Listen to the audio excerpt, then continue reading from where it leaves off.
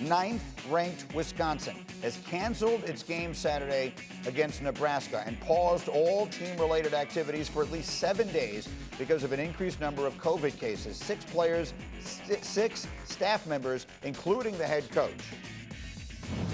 We just felt it was important if we wanted to continue play for the year to make this move right now and control the virus. Your natural tendency is let's get back on the field and get right back at it. But that's where you have to put priorities in order and make sure that our number one concern is health and safety of our athletes. We were wanting the opportunity, and our players were wanting the opportunity to play, and then to not have that opportunity, that's where there's a disappointment.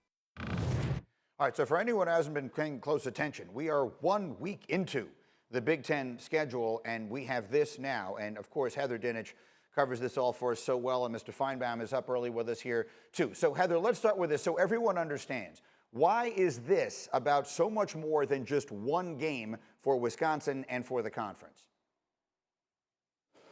Well, Greeny, because it goes back to the Big Ten protocol, which states that players cannot return any earlier than 21 days.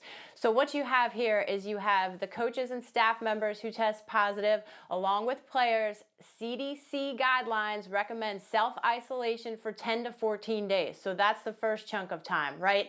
So coaches and staff members can return after 10 days. For the players, they go through cardiac testing after they leave isolation. They must be cleared by a cardiologist to return. And then there is a period of time that's return to play progression. So they're not just throwing these kids back out on the field after having done very little, if nothing at all, during that time. So as we sit here today, Barry Alvarez and Paul Chryst were not ready to say whether or not they could play against Purdue. I can tell you that a source said quarterback Graham Mertz's first positive test was on Saturday. So technically, if he goes through all of that and comes out on the right spot on the back end, he should be able to come back on the Friday before Wisconsin is scheduled to go to Michigan in 2 weeks on November 14th.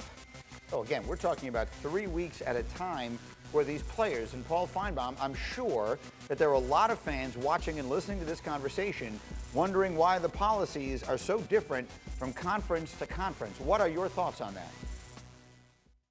Well, it's a great question, Greeny, and the reason why the Big Ten is different is because the Big Ten did it to themselves. And please don't anyone misunderstand me. Safety is paramount here.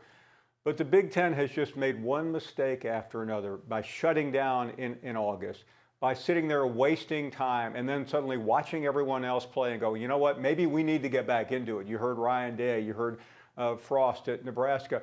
So the presidents of the Big Ten said, okay, we will let you come back, but we're going to make it more difficult. And they overshot the runway. There's no reason to go 21 days. I mean, if you're still sick between 10 and 14 days, you don't come back. But with no bye weeks in the Big Ten, that's the key here, Greeny. There's no room for error, and the Big Ten has already shot itself in the foot because Wisconsin will have a very difficult time getting to the Big Ten championship game now because of this. Yes, let's make clear for anyone who doesn't know, these games are not postponed. When a game is not played as scheduled, it is canceled. Wisconsin-Nebraska now does not get played, and as Heather just explained, it may just be the first of many. And Heather, Wisconsin, as I said, is the number 9 team in the country. So, like, as you look at it, how does this impact their potential for a season? Well, you have to go back to the Big Ten rules, which were recently released in terms of what it takes to play in the Big Ten championship game. Let's start there. If every team in the league plays an average of 8 games, then teams have to play at least 6 games in order to qualify for the Big Ten Conference Championship game. Wisconsin already lost 1, right? Now, if the average of games played in the Big Ten drops, so does that benchmark. So, for example, if the Big Ten plays an average of 7 games, then you have to play at least 5 to get in that conference championship game. There is no benchmark for the college football playoff right now. So if a team goes 5-0, they still might put them in. Well, that's really the big question here, Paul, quickly. How does all of this impact Ohio State, which is the team everyone has its eyes on?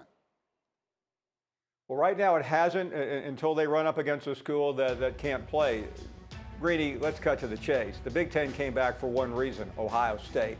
I know what everyone said, but they are the Big Ten's really only hope to get to the college football playoff. And if something deters them, then that could be a big, big deal. So far they're okay, but so far we're only 1 week into the season. And that's what is really so baffling about all this. The Big Ten has been the poster child, and they continue to be the poster child for what's wrong with dealing with COVID.